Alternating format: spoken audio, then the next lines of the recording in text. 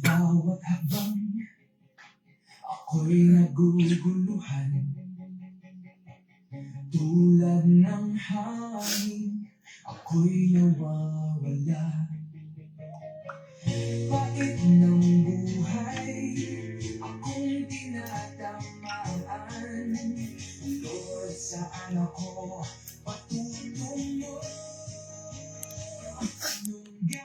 Hey guys, morning po mga kapatid. Isang mapagpalang araw ng Martes.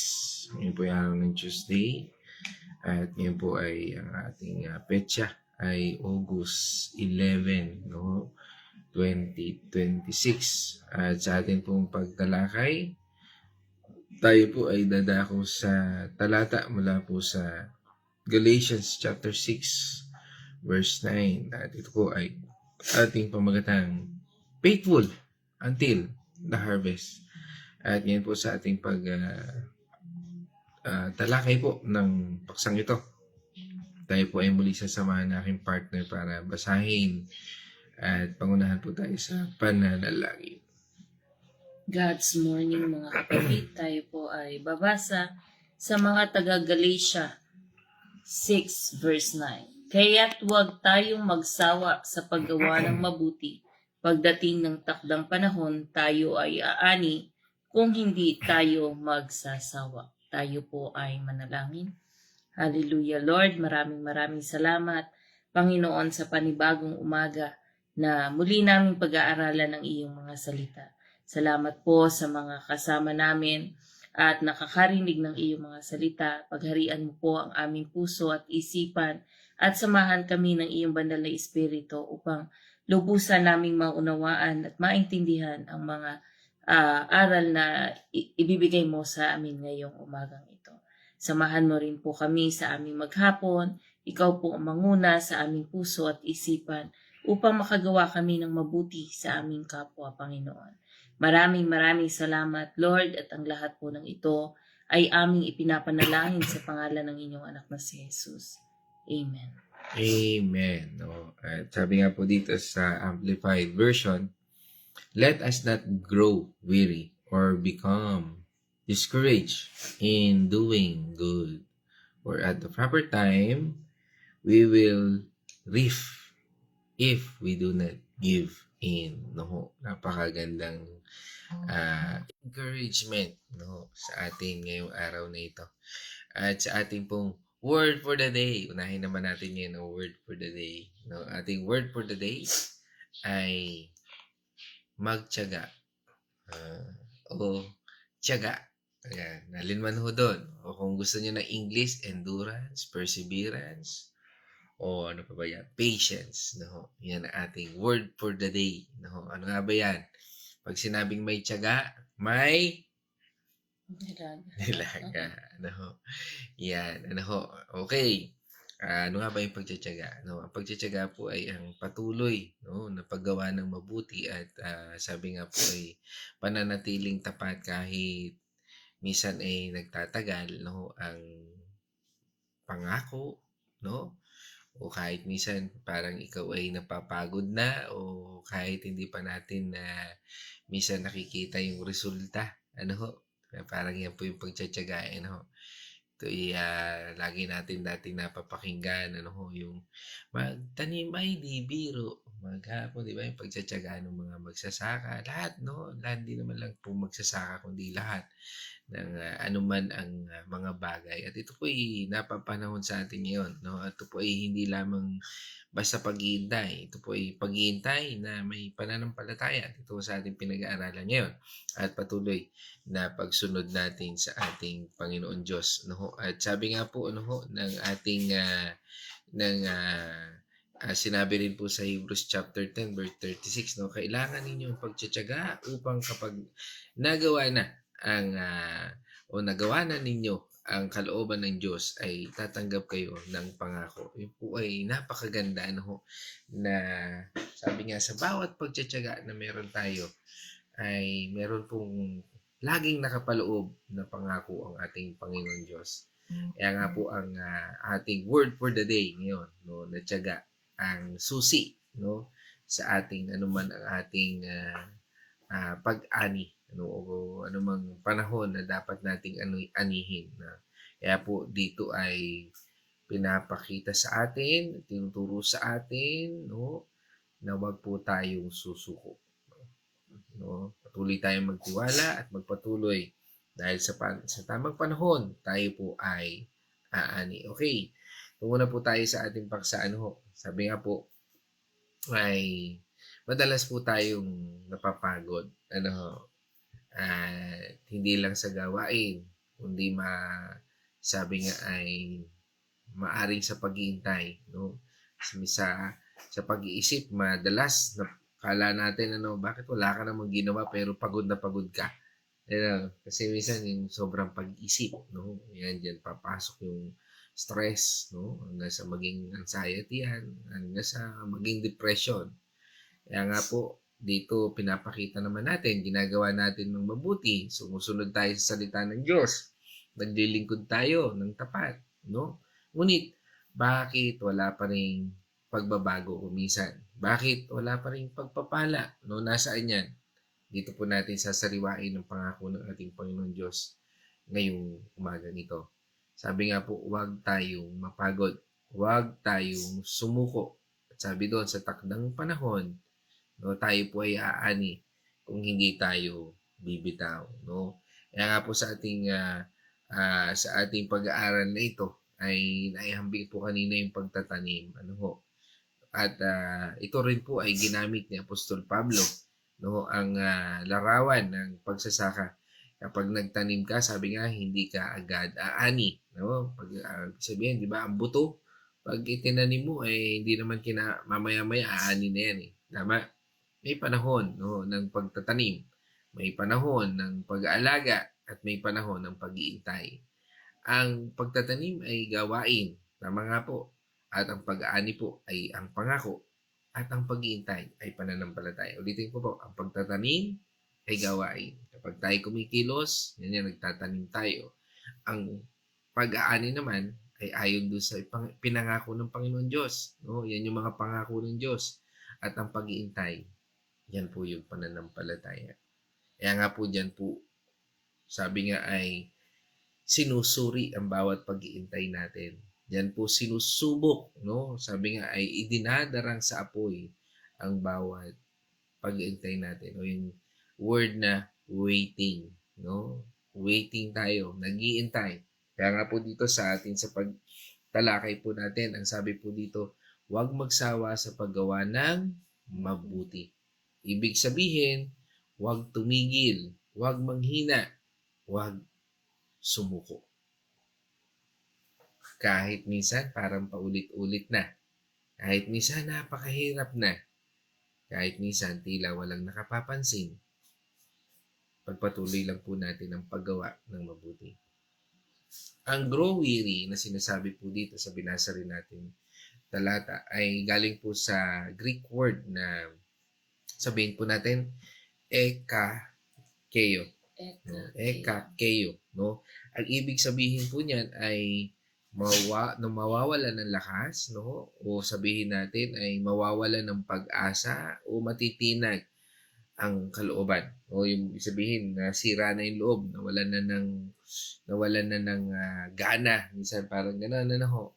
Ito po ang damdamin kapag matagal na o kapag ang ating pag-iintay ay tila natatagalan sa ating sariling pananaw. Pero minsan, yan po yung minsan na kahit na gano'n nakatagal pero parang sa tingin natin ay parang walang resulta.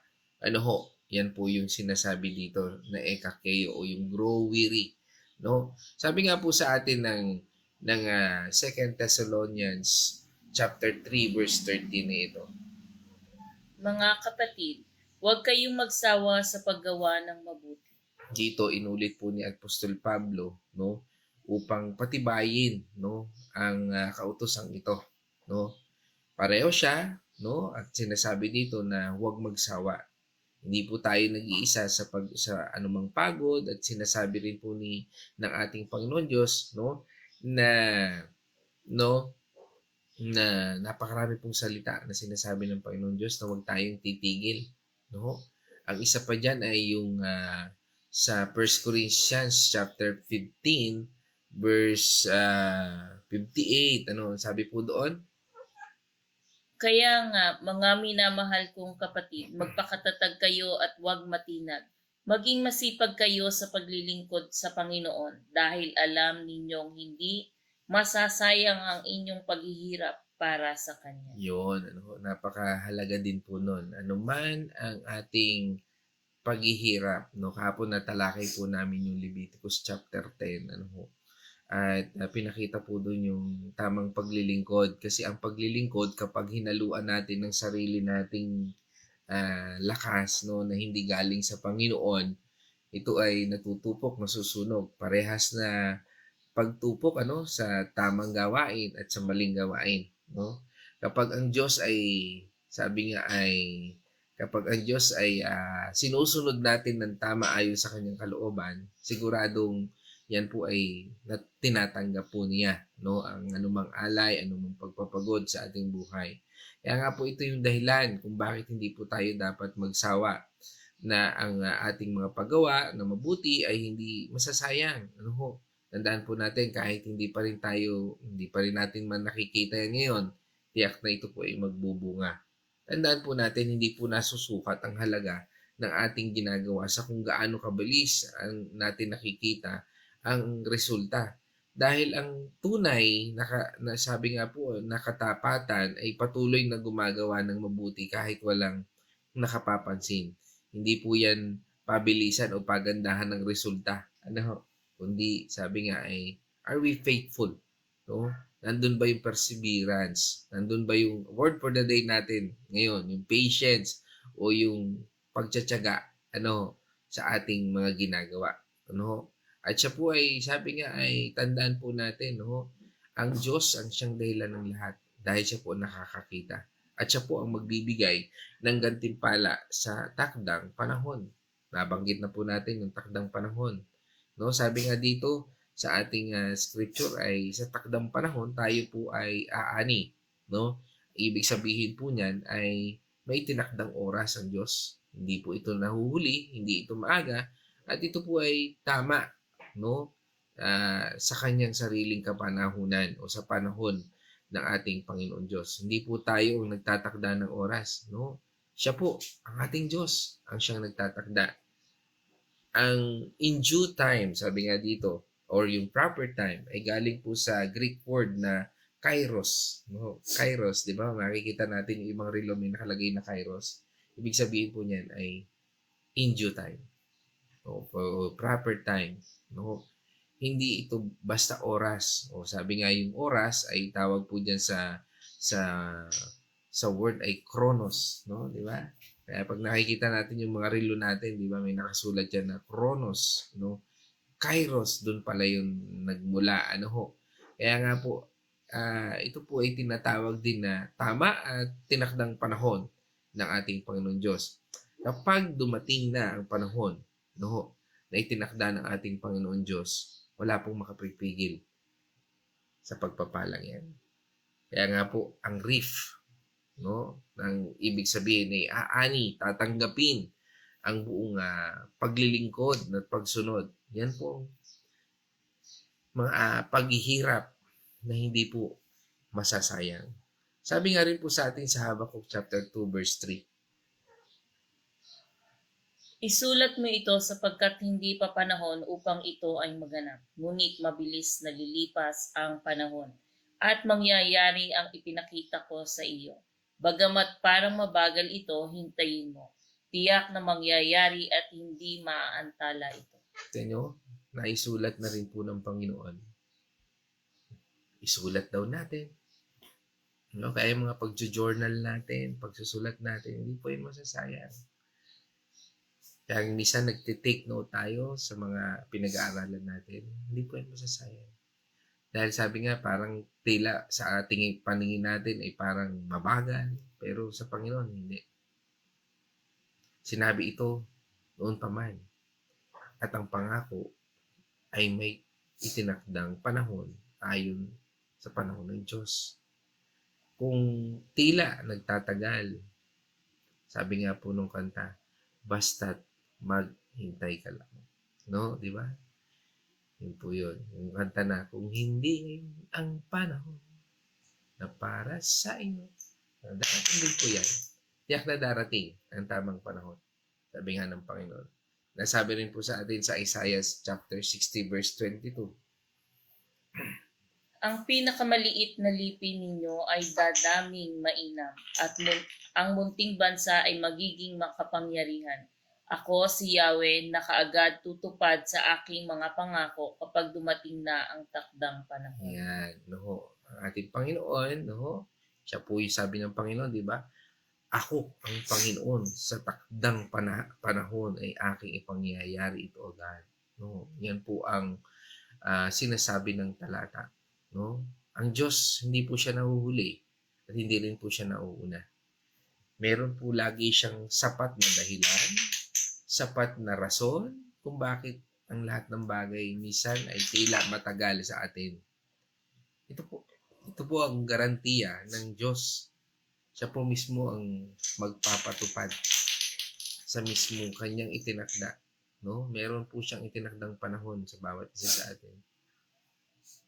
Tandaan po natin, hindi po tayo magtatakda. Siya po ang kikilos at gagawa. Dahil ang Diyos ay hindi po huli. Sabi ko nga po kanina, at hindi rin po siya nauuna. Dumarating po siya sa tamang panahon. Ang kanyang oras ay laging perpekto. Kaya wag po tayong magmadali o minsan ay mangamba. Kasi minsan mas nauna pa sa atin yan no? Yung dalawang bagay na yan. Yung mas nagmamadali tayo, baka maunahan tayo. O kaya, nako, diba? Yan yung mga pangamba Laging magkadapil yan No? Kapag tayo ay nagmamadali, no? Yan. Magkasabay po yan. Nandyan yung pangamba.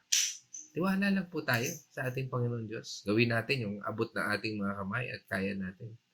Dahil tandaan po natin, siya po ang ating Panginoon Diyos na nagtatakda ng panahon ng pagpapala. Wala pong makapipigil sa pagpapalang niya kapag ibinigay ng Panginoon Diyos sa buhay natin. Kaya hindi po natin kailangan magmadali. Kailangan po natin magtiwala sa Panginoon Diyos. Dahil kung hindi tayo bibitiw o bibitaw, pa ba ibang word niyan? Hindi tayo susuko, hindi tayo manlulupaypay, no?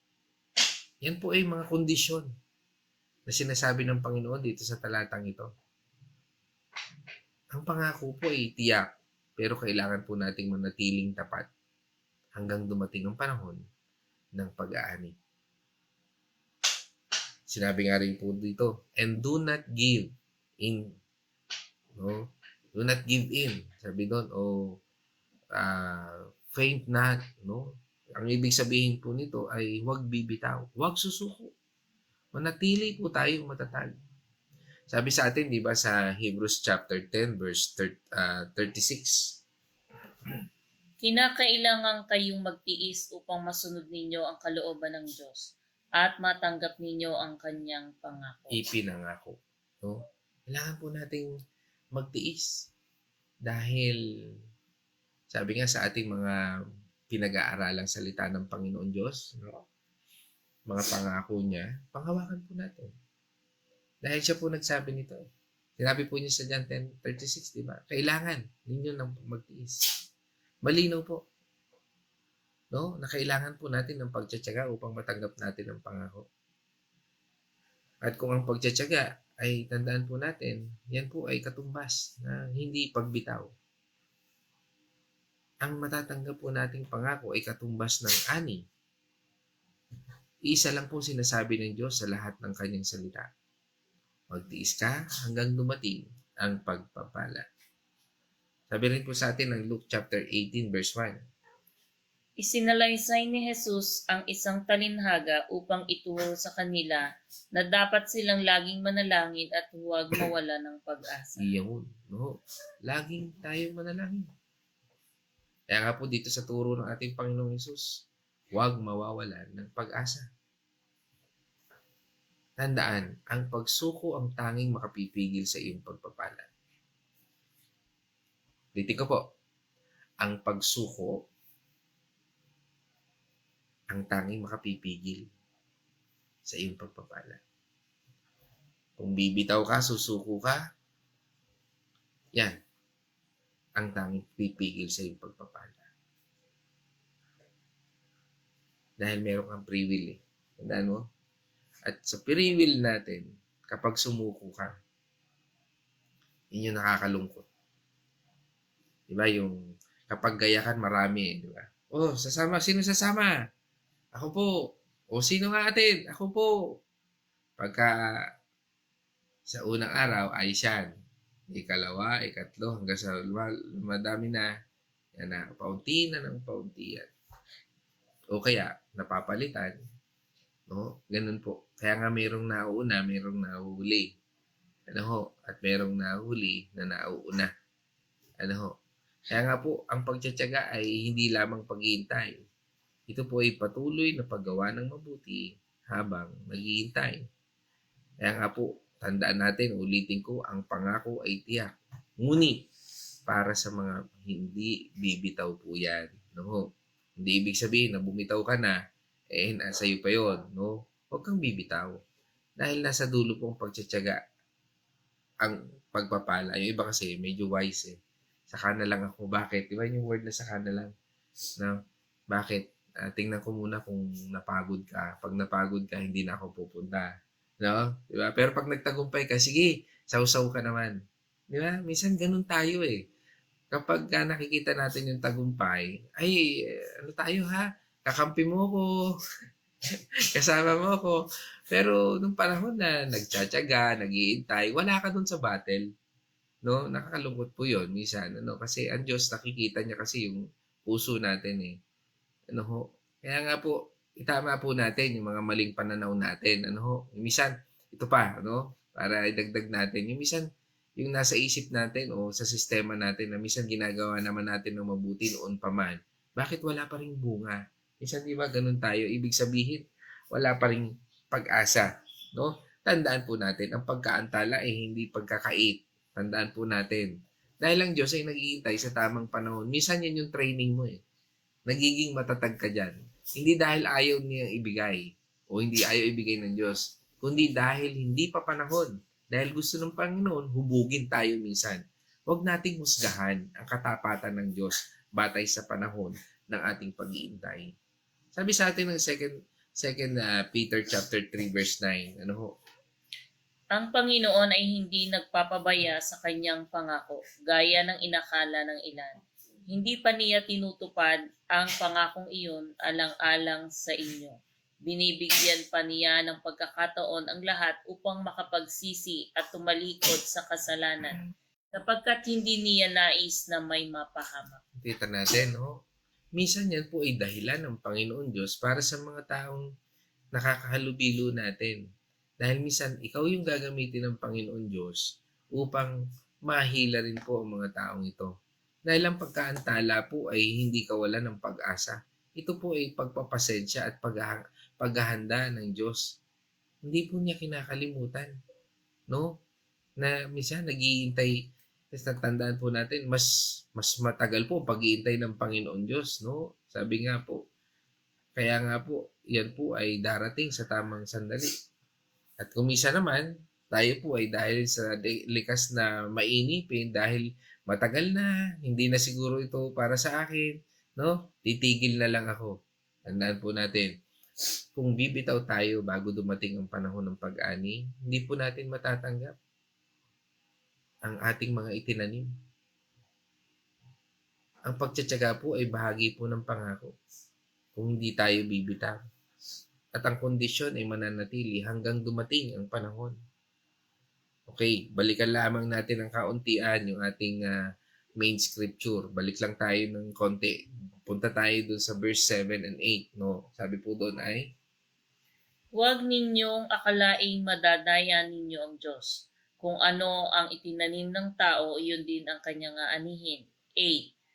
Ang sumusunod sa nasa ng kanyang laman ay mag-aani ng kapahamakan, ngunit ang sumusunod naman sa espiritu ay mag-aani ng buhay na walang hanggan. yun. No? Minsan nakala natin kaya nating lokohin ng Diyos. Eh. No, no, hindi po eh.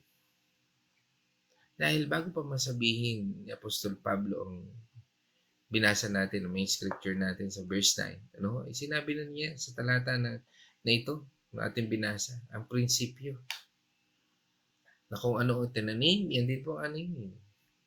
At kapag hindi tayo tumigil, sigurado yan. Minsan, mali po natin na isipin na kailangan natin agad makita ang resulta. Kung wala na agad, ibig sabihin, mali na ang ginagawa natin. Minsan ganun tayo, no? Ay, mukhang may mali dyan sa ginagawa mo. Itigil mo na yan. Okay? Tingnan muna natin. No? Tandaan po natin, ang pagtatanim hindi agad pag-ani. Kahit maayos na po ang lahat, may panahon ng paglago na hindi natin nakikita. Dahil ang ating gawain ay nakikita, ngunit ang paglago ay gawain ng Diyos. Kaya nga po, magtiwala po tayo sa Kanya habang tayo ay nag-iintay. Di ba sinabi po sa atin sa Ecclesiastes chapter 3, verse 1, tapos talo na lang tayo sa 11, huwag na natin buuin. O sige, buuin mo na. 1 verse hanggang 11. Ang lahat sa mundong ito ay may kanya-kanyang panahon, may kanya-kanyang oras. 2. Ang panahon ng pagsilang at panahon ng pagkamatay. Ang panahon ng pagtatanim at panahon ng pagbunot ng tanim. 3. Ang panahon ng pagpatay at panahon ng pagpapagaling. Ang panahon ng paggiba, panahon ng pagpapatayo. 4. Ang panahon ng pagluha, panahon ng pagtawa, ang panahon ng pagluluksa at panahon ng pagdiriwang. 5. Ang panahon ng pagkakalat ng mga bato at panahon ng pagtitipon ng mga ito. Ang panahon ng pagyayakap at panahon ng paglalayo. 6. Ang panahon ng paghahanap at panahon ng pagkawala niyon. Ang panahon ng pag-iingat sa isang bagay at sa panahon ng pagtitipon. Pagtatapon. 7. Ang panahon ng pagpunit at panahon ng pagtahi, panahon ng pagtahimik at panahon ng pagsalita. 8. Panahon ng pagmamahal at panahon ng pagkapuot, panahon ng pandigma at panahon ng kapayapaan. Ang mapapala ng tao sa kanyang pinagpaguran. Ano ang mapapala ng tao sa kanyang pinagpaguran? 10. Alam ko na ang itinakda ng Diyos sa tao. 11. Inaangkop niya ang lahat ng bagay sa tamang kapanahunan. Ang tao'y binigyan niya ng pagnanasang alamin ang bukas, ngunit hindi binigyan ng pagkaunawa sa ginawa ng Diyos mula sa pasimula hanggang sa wakas. Yan, yan po ang ating napakagandang paliwanag. No? Ang Diyos po mismo ang nagtatakda ng panahon ng bawat bagay. Kaya hindi po natin kailangang madaliin ang lahat. Dahil siya po ang nagpapatakbo ng paglago sa likod ng ating mga nakikita. Kaya nga mga mahal kong kapatid sa Panginoon, marami po sa atin ang napapagod na. Maaring sa paglilingkod, sa paghihintay ng sagot sa panalangin, sa paggawa ng tama, kahit mahirap. Pero paalala po, ng salita ng Diyos. Ang bawat pagkilos po natin o paggawa ng mabuti ay hindi po masasayang. Bawat tapat na gawain, tandaan po natin tapat na gawain, bawat pagtulong, bawat pananalangin, tinatanim ito ng Diyos at itinatago para sa takdang panahon. Huwag po nating husgahan ng Diyos habang nag-iintay tayo. Ang kanyang panahon ay mas mabuti kaysa sa panahon natin. Kapag dumating na ang kanyang takdang panahon, magiging masagana at higit pa sa inaasahan ang ating mga aanihin. Ang hamon po natin ngayon ay magpatuloy. Huwag susuko. Kahit pagod ka na, manatili lamang po tayong tapat. Dahil ang taong hindi sumusuko hanggang sa huli ay siya po ang aani. Sabi nga po, do not judge God by the delay. He never late and He never early. He arrives exactly on time. Lagi po siyang on time. Hindi po siya nalilate. Sabi nga, Your part is to sow and to keep sowing. God's part is to give and increase and bring the harvest in His perfect time. The harvest is sure. Tandaan po natin yan. But only for those who do not quit before it comes. Nahirap pong maging quitter yan. Tandaan po natin yung pangako ibinigay natin, yung salitang binigay natin, no? Lalo na kung yan ay pinangako sa Panginoon, huwag po tayong sisira doon. Sabi nga, faithful until the harvest means keep doing good even when you cannot see the results. Sa aking pagtatapos, mga mahal ko kapatid, no? Ngayong umaga, sabihin nga po natin ito sa ating sarili at sa Diyos. Ulitin lamang po natin, Panginoon, Panginoon, hindi kami mapapagod. hindi kami Magpapatuloy kami mapapagod sa paggawa ng mabuti. sa paggawa ng mabuti. Pagtitiwala kami Magtitiwala kami sa iyong panahon sa inyong panahon at hindi kami at hindi kami bibitaw bibitaw hanggang dumating hanggang dumating ang mga pagpapala. Kaya purihin ng Panginoon Diyos. Kung tayo po ay pagod na, tandaan po natin, humingi tayo ng lakas sa ating Panginoon Diyos. Huwag sumuko. Kung tila wala pang bunga, magtiwala lamang po tayo at tayo lalago. No? O sabi nga ay patuloy tayong lalago kung tayo nagpapatuloy. Sabi nga, maaaring hindi natin nakikita yung bunga, pero uugat tayo, umuugat po tayo. Ibig sabihin, lumalalim tayo. Kapag dumadating na po ang tamang panahon, tandaan po natin, tayo ay aani at magiging masagana ang ating mga pagpapala. Tandaan, faithful until the harvest. Magpatuloy po tayo at tiyak na aani tayo. Yan po tayo magtatapos, mga mahal kong kapatid sa Panginoon. At ngayon naman, tayo tutungo sa Venice Reflection. God's morning, mga kapatid. Dito po sa ating napag-aralan, sabi nga po, tayo ay magtanim ng mabuti sa ating kapwa. Aanihin po natin ito. Hindi natin alam, ngunit tiyak na meron tayong aanihin. Kagaya po ng nabanggit kanina, kung tayo ay nagtanim, di po ba halimbawa magtatanim tayo ng mga gulay, mga seasonal, o kahit anong itinanim natin, hindi naman po agad natin yun mapapakinabangan. Lilipas pa po ang panahon, magtsatsaga tayo, aantayin natin ang takdang panahon upang ito ay mamunga at ito ay ating anihin. Ganon din po sa paggawa natin ng mabuti. Hindi po, ngayon po, kasalukuyan, kung gagawa po tayo ng mabuti sa ating kapwa, ito po ay aanihin natin, hindi lang po natin, kundi yung ating mga anak, ating mga apo. Di po ba pagka minsan sa isang pag tinanong, kilala mo ba si Mon? Sabi, oo, kilala ko yun, mabuting tao yun. May mga kadugtong pa pong ganon kapag nagtatanong, di ba? Minsan sasabi, ay, oo, kilala ko yun, di yung masama ugali nun. Ang hirap po pagka ganon.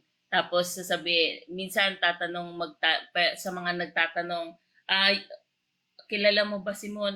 Yun yung anak ni Maed mo, mabuti yon, ganyan. So nakikita ng tao yung kabutihan na itinanim mo, itinanim sa atin ng ating mga magulang. Kaya ganun din po ang mangyayari sa ating mga anak kung tayo ay nagtanim sa ating kapwa, aanihin din po ng ating mga anak ang ating mga itinanim sa ngayon. Huwag po tayong mainip, maghintay tayo. Ang Diyos ay may sariling oras, sakto at tapat. Kung tayo po ay nasa sitwasyon na merong hinihiling sa ating Panginoon, huwag po tayong manghinawang manalangin, huwag tayong manghinawang mag-aral ng salita ng ating Panginoon, at dadating po ang takdang panahon ng ating Panginoon. Huwag po nating ipilit ang panahon natin. Kagaya po ng napag-aralan namin kagabi, binago ng mga anak ni Aaron ang apoy na para doon sa pag-aalay, kaya sila ay namatay. Kaya ang Diyos po ay may takdang panahon, ang Diyos ay may sariling utos, hindi po sarili nating kapanahunan, hindi sarili nating desisyon, utos ang mangyayari, kundi sundin po natin ang ating Panginoon. Ang pagod po ay normal lang. Kung tayo napapagod, normal po yan. Ang pagsuko po ang pagkatalo. Magpatuloy tayo sa paggawa ng mabuti at darating ang araw na tayo ay aani. Gumawa ng mabuti kahit walang nakakakita. Ang Diyos ay nakakakita at siya ang magagantimpala. Kung tayo po ay gumawa ng mabuti, wag na po natin ipagsabi sa ating kapwa. Wag na po natin ibandera ang ating paggawa ng mabuti sapagkat sabi nga po, kung gumawa ang kanan mo ng mabuti, wag mo nang sabihin sa kaliwa sapagkat ang Panginoon po ang nakakakita ng lahat ng ating ginagawa, masama man yan o mabuti, kaya ang Panginoon po ang magagantimpala kung mabuti ang ating ginawa sa kapwa at ang Panginoon din ang magpaparusa kung masama ang ginawa natin sa ating kapwa. Kaya po, huwag tayo pong manghinawa samantalahin ang bawat pagkakataon na gumawa ng mabuti sa ating kapwa habang may pagkakataon pa. Kasi hindi po natin alam ang sitwasyon natin, hindi natin alam kung meron pa tayong pagkakataon kinabukasan. Kaya po patuloy tayo gumawa ng mabuti sa ating kapwa, huwag tayong manghinawa, humingi tayo ng tulong sa ating Panginoon kung ang ating kapwa ay hindi naman kabuti-buting tulungan or masama sa atin, ipanalangin po natin at ang Panginoon po ang gagawa ng paraan upang mabago ang puso ng ating ng mga nasa paligid natin. Ganon din tayo, ipanalangin din natin ang ating puso at nang sa ganon ay makita natin ang paggawa ng Panginoon sa buhay natin. So yun lamang po, maraming salamat po and God bless sa inyong lahat. Amen. At yan, wala pa ako nakikitang word for the day. Ang ating word for the day ay tiyaga. Yan, okay. So, tungo na naman po tayo sa ating mga kapatid baya online. At ngayon po ay sinamahan po tayo. Unang-una ito mag-asawang ito mula po sa Bulacan, Chaong, Kasama po natin ang Kuya Chris at ang Nay Marta, At sila po ang kauna-unahan nating kasama ngayong umaga ito sa God's Morning. Yan. At isang mapagpalang umaga po dyan sa Bulacan, Chaong, Kuya Chris, Nay Marta, at ganoon din sa buong family. At syempre, pagbati rin natin dyan kay Nay Gori, Nay Lina, Yasel, at Inigo. Isang mapagpalang umaga po sa ating lahat dyan sa Bulacan, Chaong. Yan. At sinundan po tayo ng ating kapatid from Liliw, Laguna. Kasama po natin ang Arosena family yan sa pangunguna ni Nay Edna Arosena. Isang mapagpalang umaga po sa inyong lahat dyan sa buong family. Yan. At sinundan po yan ng mag-asawang Azucena at Tanyo. Mag-asawa ngayon. Yan. Kasama po natin ang mag-asawang ito, si Brother Arthur at Sister Carmeline, Azucena Tanyo, dyan sa Barangay Concepcion, San Pablo City, Carmelite Road, Isang mapagpalang umaga po. At syempre, pagbati natin dyan kay Julene at kay Pao, sa kanilang mga anak. At syempre, pagbati rin natin dyan sa ating inaanak kay Tyrone at kay Janessa. Isang mapagpalang umaga po sa ating lahat dyan. At pagbati rin po natin sa ating kapatid, nasundan po ulit naman yan, from Villa Escudero. Kasama po natin si Nay Winnie Patual. Yan. At pagbati natin sa buong family. Yan. Sa inyong lahat dyan, sa inyong mga apo. At pagbati na rin natin dyan kay Ate Lisel Dalangin at Kuya Hector, at sa kanilang mga anak, Yan, sa lahat po dyan. At nasundan po yan ating kapatid from Barangay San Francisco. Yan, kasama po natin, sa Manhattan Subdivision. Yan, kasama po natin ang Nonoso family. Yan, sa pangunguna po ni Ate Nela Nonoso. Sa mapagpalang umaga po. At syempre, kasama rin po natin ang ating kapatid, aking palang nanay. Yan, from Santa Rosa, Laguna. Yan, kasama po natin ang aking nanay na maganda. Yan, si Nanay Corazon. Getgano Mercado. Isang mapagpalang umaga po sa inyo dyan, ma. Yan, at syempre pagbati ko na rin dyan sa aking sa aking anak kay Casey at syempre kay Kyle na nasa Batangas at sa aking kapatid kay Caroline, no? At ganoon din sa aking mga pamangkin kay Princess, kay kay Shai, kay Jello, kay CJ at kay Sian. At syempre pagbati ko na rin kay Cyril, no? Diyan, no? Sa Santa Rosa, Laguna. At EJ Antonio. Sino ba 'to EJ? EJ. Okay.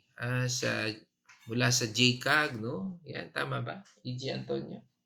Tama, no? Parang okay. So first time kong makita, no? Yan, isang kagalakan, no?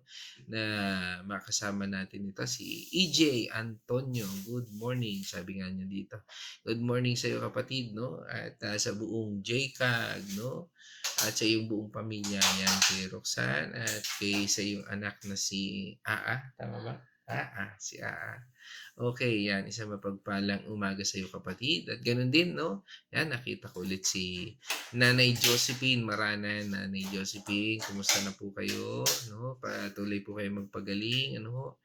At isang pagbati po sa inyo at sa inyong buong pamilya. Yan. Kay Nanay Josephine Maranan. Isang mapagpalang umaga po sa inyo. Diyan sa Barangay Santo Niño. At pagbati rin po natin. Ngayon kasama natin ang Andal Artillaga family yan, sa pangunguna ni Pastora Pe. Yan, isang mapagpalang umaga po sa inyo, Pastora. At pagbati rin natin dyan, sa inyong lahat dyan, sa inyong buong pamilya. Yan. At sino pa? Yan, kasama rin po natin. Ito, na-miss natin ito. Si Remy Alenea, no? Yan, isang mapagpalang umaga po sa inyo, Nay Remy. Yan, at na-miss namin kayo kagabi. Yan, At isang mapagpalang umaga po naman sa inyo ngayong umaga ito. At sa inyong buong pamilya, dyan sa Dolores, Quezon. Yan, at sino pa? At kasama rin po natin, yun, meron ako nakita rito, word for the day, pagtsatsaga o pagtitiis. Yan.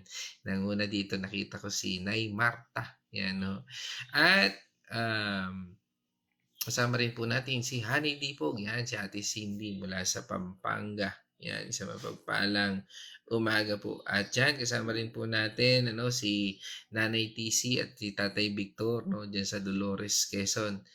Isang mapagpalang umaga po sa inyo, Tay Victor at Nay TC. Yan. At kasama rin natin from the Lyric Church dyan sa Pila, Laguna. Yan, kasama natin muli yan sa pangunan nila Pastor Ed Srona.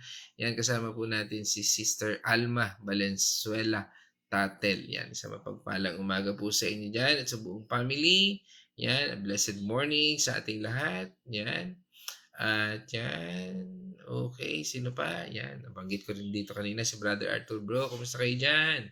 Yan, ingat-ingat dyan. Okay, ito sabi ni Sister Alma Tatel, kung tayo po ay napapagod, magpahinga. Hindi po titigil. Humingi ng kalakasan sa ating Panginoon at laging magpatuloy na maglingkod sa Kanya. Amen. Maraming salamat po. Ayan, purihin po ating Panginoon Diyos. Salamat din po, Sister Alma Tatel, sa inyong mensahe para sa ating lahat. Yan, kasama rin natin, nabanggit ko na rin ang aking kapatid, yan si Caroline Mercado. At ngayon po, mga mahal ko kapatid sa Panginoon, ay sa tingin ko, nabanggit ko naman po lahat. Yan, okay.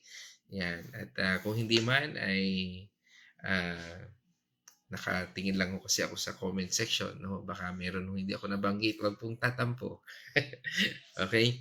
So ngayon po, tayo po magtatapos na. At sa ating pagtatapos ay tayo po ay manalangin. Let's all pray. O manaming Diyos na makapangyarihan. Salamat po, Panginoon, sa araw na ito at sa pagbigay mo ng iyong salita upang kami ay mapatatag, mapalakas at patuloy, Panginoon, na maunawaan at maging isang iyong lingkod at iyong disipulo. Salamat po, Panginoon, sa aral na ito na iyong pinagkaloob sa amin.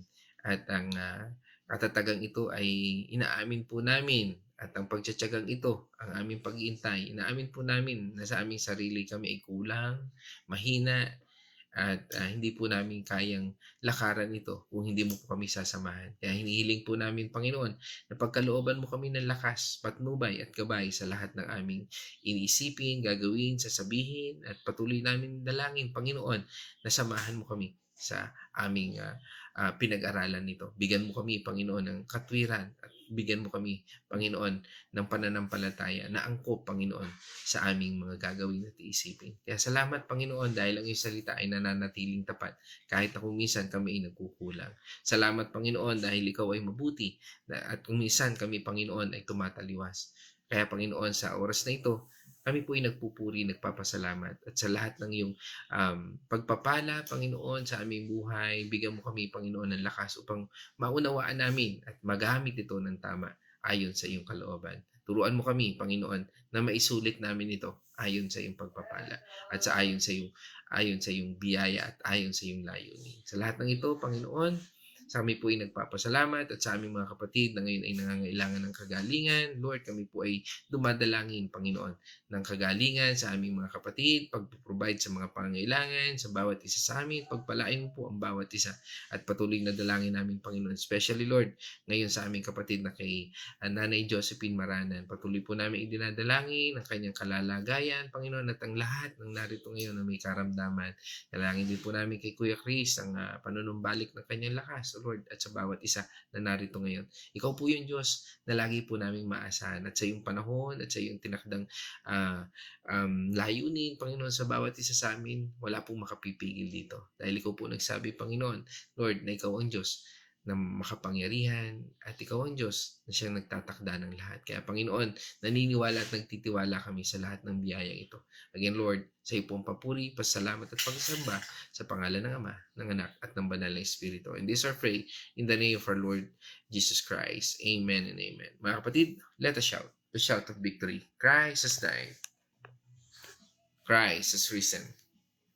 Christ will come again. And together, we are for Christ. Again, God's morning, everyone.